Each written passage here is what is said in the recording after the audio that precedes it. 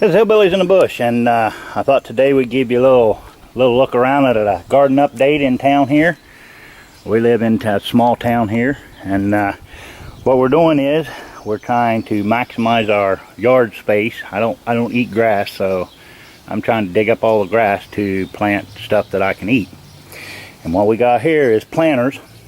We didn't want to take up a whole bunch of space in our garden, so we're trying this planter system. We divided this up in fours. This is sweet basil. That over there is parsley. That over there is chives. And this over here is cilantro.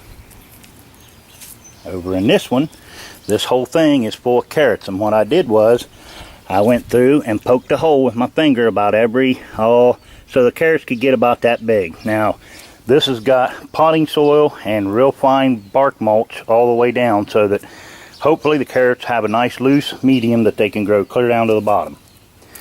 And then over here in this planter is every bit of this.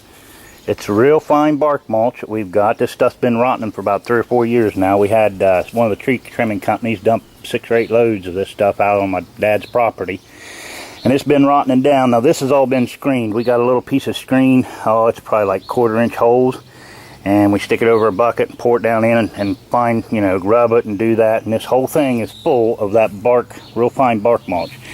And as you can see, we planted carrots in here just a few days ago, but you can see there's one there. Now the same thing, I laid out a grid with my finger and put a carrot seed in there, and yes, I planted 1 carrot seed per little thing. Some of them may not come up, I don't know, but what I didn't want to do is have to go in and thin this all out and keep thinning it out, and then you'd have a big space over here and nothing over here. So what I did was plant a grid with my fingers and laid the carrot seeds in there. Let me walk around and show you what else we've been doing. There's an area right here. This area is 13 feet from sidewalk to sidewalk. We'll come out here in the middle, and we're going to lay out a 5-foot square of some red brick landscaping stuff that friend of Angela's give her. We're going to cut all the sod up. We're going to lay out a nice good square right in the center of these 2 sidewalks, and the same distance in from that sidewalk, so it's right here in the center. We're going to chop the sod out, get rid of the grass. We're going to lay down bark mulch, ring it around with that, and we're going to put chives. I got some asparagus plants that I'm going to put in there from my father. They're real short. They're coming into the rows. He's got rows, and they're coming into where he don't want them. So we're popping them up. The reason I want to plant asparagus here, any of you guys that's seen asparagus, once it goes to seed or grows up and ferns out, it's a real pretty fern. If you don't want it, you just cut it off. But we're using that bark and mulch system. That's all going to get done. Whatever weeds come up, we pull out. And as long as we keep the ground covered, it always stays wet. And no more weeds can plant. Now they may be able to come in from the sides, but we're going to dig down pretty good ways. I think them blocks are 6 inches tall, and we're going to have them about sticking out about 2 inches out. They got the little round scallops. They're around the other side of the house, but I'm going to take you on around here and show you what we got. Same thing here. We took some red paving brick that has been laying around on the property. They used these bricks. These streets are all brick streets. These were laid back at the turn of the century. Well, they pulled some of these bricks up in places, and when they did, the bricks found their way on this property. I didn't do it. Somebody else did. But anyway, we ringed them out where we didn't have the black plastic stuff at the time or any of the fancy bricks. So we ringed this out, pulled all the weeds, dug everything up. This is all lemon balm. Now we've already the whole thing was clear full of lemon balm up to the siding. I didn't want it getting up above the siding. So we went through with a pair of scissors and snipped it all off. And we pulled all the leaves out, or all the leaves, and we've got them drying right now. Lemon balm, spearmint, and peppermint has such light oils. The oils are so sensitive that if you try to dry them in the sun, or if you try to dry them in a dehydrator and you get any kind of heat to them, it will burn off the oil, and all you're left with is a green grass. Already been down that road. I don't know, I think it was spearmint we did. We tried dehydrating in a dehydrator, and when I went to make tea, it was just green grass. There was no flavor whatsoever. So I've learned from the mistake. I'm sharing with you guys so that you don't make the same mistake. It looks like one of the boys there left some trash. I'm going to get on to them about that. Anyway, this is our lemon balm, and this is used for teas with the other plants that we've got growing.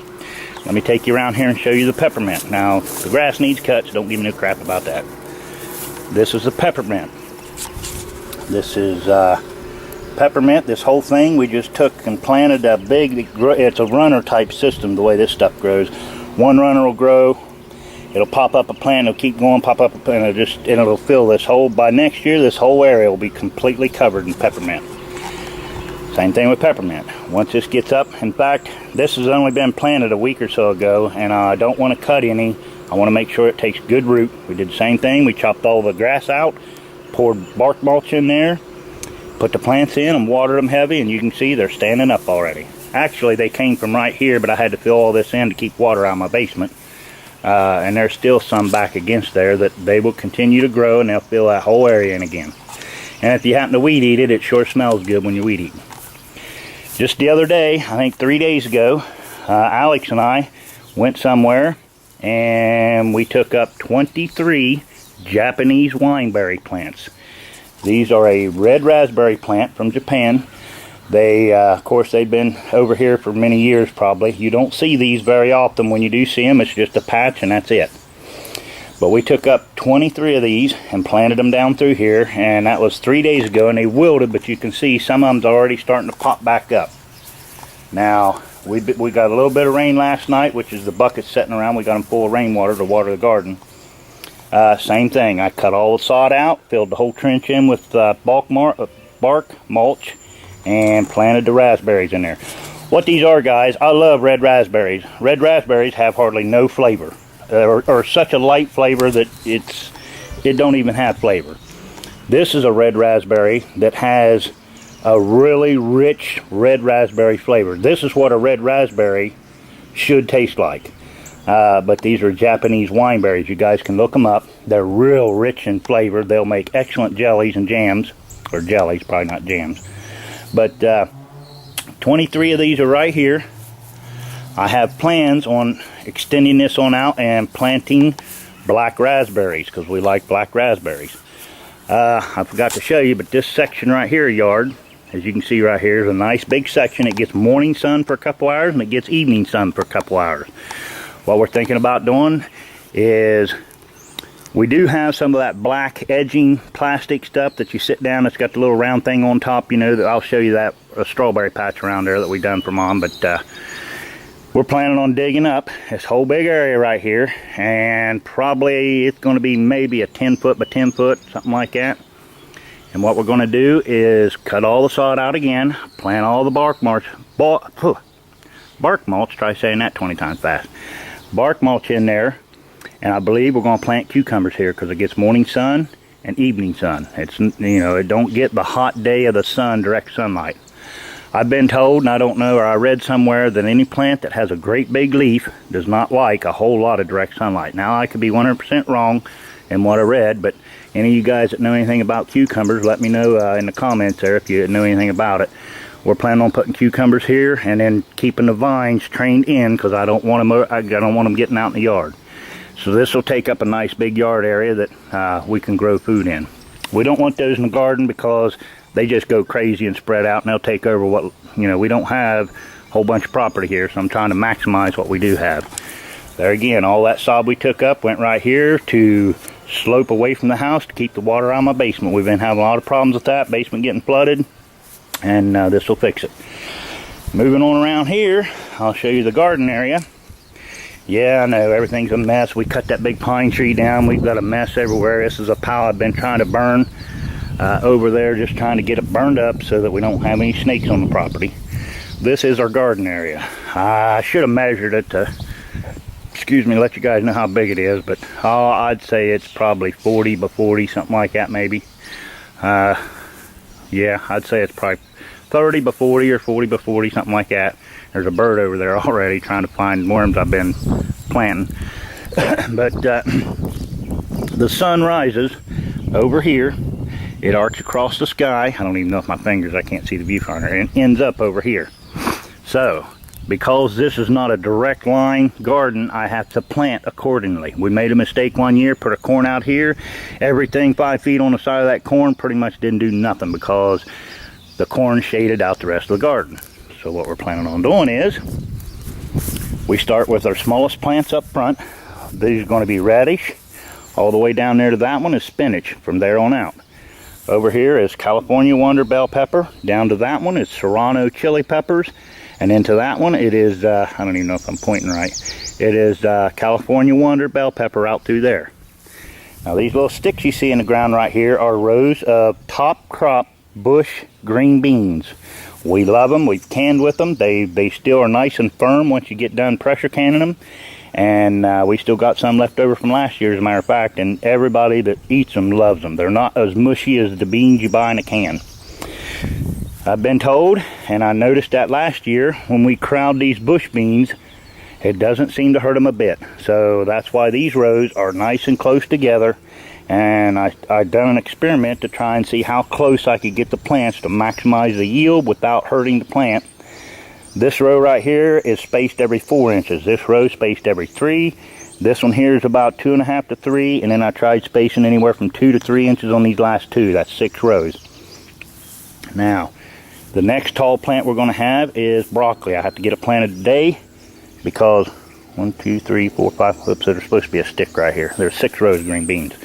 The next tall plant will be broccoli. We're going to have at least 1 row of broccoli. Angela said they love broccoli. I'm not crazy with it. I can eat it, but the kids love it. So we might even plant two things of broccoli. Now broccoli is one that needs to have room to grow. So we're going to lose a big chunk of garden right here just with 2 rows of broccoli. The next plant, next tall will be tomatoes. We're going to have at least 3 rows of Roma tomatoes. And then the rest of the garden will probably be peaches and cream, sweet corn. We didn't get it planted right last year at the right time, and it didn't get up very high. We did get corn. We still got a little bit frozen. We freeze the corn. We par cook it with a little bit of butter, salt and pepper, and then freeze it. And then when you pull it out, it tastes exactly like it did when you put it in. But that's our garden update, guys. All I got planted is that stuff and green beans. Moving on to the strawberries. Last year, if you remember, we did a video on strawberry patch. Well, we had 20 some strawberries in this thing, and I don't know if we didn't water them enough or what happened, but they did not grow. All that come up was 1, 2, 3, 4 plants. This one over here was in the planters that me and Alex just took up and planted there the other day. But the strawberries are doing good, and they've got any of the strawberries down here. I don't know if you can see that or not, but they got little like holes in them, and I don't think it's a bird. Somebody said it might be a slug. We should have pinched off the blossoms so these would have run it out, but we didn't. So you have that. So we're going to take some eggshells, put down here, and there's a piece of grass. See how easy that whole thing pulled up, guys? That's why I do this type of gardening. Whenever you put bark mulch down, it keeps the ground covered, it keeps the ground loose, it keeps the microorganisms in the ground because the sun's UV radiation will not bake out the soil. Anytime you plow or disc up ground, you immediately sterilize the soil because the microorganisms in that soil gets zapped by the sunlight and kills them all. Now, when you dig down through this stuff, see how muddy it is, and you can just stick your finger right down in the hole. It keeps the ground nice and loose, and when you do have a weed that's down in there that you didn't pull up, when you pull it up, you usually get the whole thing. But there's those red brick things I was telling you about. These are what we're going to put in that big area. We'll sink them down to probably this little top half right here sticking out. Just wanted to give you I know it ain't very quick, but it was a quick rundown of the whole property of what we're trying to achieve here. And I think I would rather eat stuff than eat grass, and I don't need to mow grass, so we're trying to clean everything up and get it organized so that it looks good. Leave any comments below, guys, if I may have said something wrong or you guys have heard differently. Educate me, help me out here. This is just some of the things that we know for a fact that works, and I know this system here works because we've used it and it's awesome. But feel free to leave any comments. Thanks for watching, guys. Till next time, we'll see y'all later.